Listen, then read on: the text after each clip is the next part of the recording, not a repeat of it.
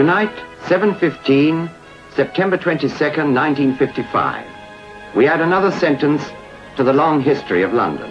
London with all its familiar landmarks, the Houses of Parliament, Westminster Abbey, with its banners and tombs, part of so many royal occasions.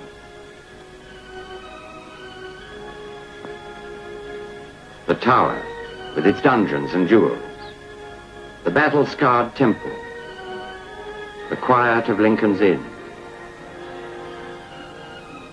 the broad reaches of the parks, the palace of our Queen, the teeming bridges, the arches, terraces, and statues.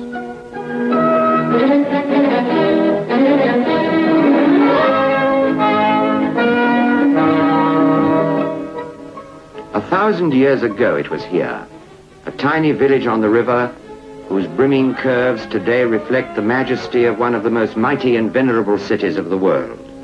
Twice it has almost been destroyed by fire. A monument marks one. The gaping scars so many of us well remember in the making mark another. Out of the one a new cathedral arose, and London would have been rebuilt had Wren but had his way. Out of the other, the beauty of his masterwork stood clear. Today, the old city has spread out south to Croydon, north to Highgate, east to Ilford, west to Uxbridge, to become the giant we know. 100 books would not contain its history. 1,000 more, the work of poets, painters, statesmen, and musicians who have walked its streets and made their masterpieces here. From an observatory on Greenwich Hill springs time itself. The longitude of the whole world roots from this spot. Law and statesmanship have been distilled and sent out from the offices of Whitehall to the four corners of the world. And history is still in the making. In 1896, an Italian called Marconi sent an impulse out into the ether which was picked up a mile or so away. Soon the world was agog with invisible messages passing with the speed of light around the world. In 1936, another strange and new antennae rose from a crumbling amusement hall called Alexandra Palace. From here, the first public television service in the world was launched, and in less than 20 years gained such momentum that today 1 home in 3 throughout the British Isles sits spellbound several hours a day before a magic tube.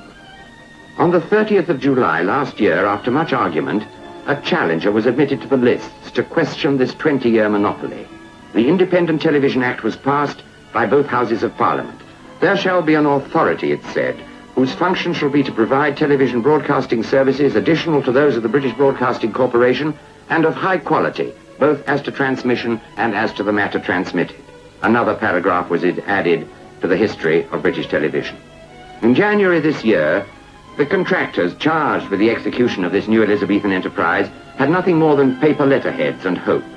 Now, 9 months later, something approaching a miracle of organization and design has been accomplished. Studios, staff, and technical equipment have all been assembled. A new public service is about to be launched over the rooftops of old London.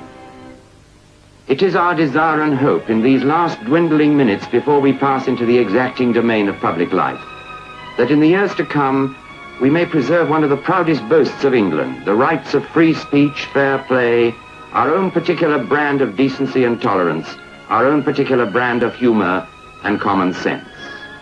0 hour is on us. Here, high above the heart of old London, we salute you. Ready the OB vans at Guildhall? Ready the vision mixers, sound mixers, cameramen, directors? Ready all those who have made this possible? Ready, our friends, you citizens of London? Wish us Godspeed. Over to Guildhall. Good luck all. Here we go. Take it, Master Control.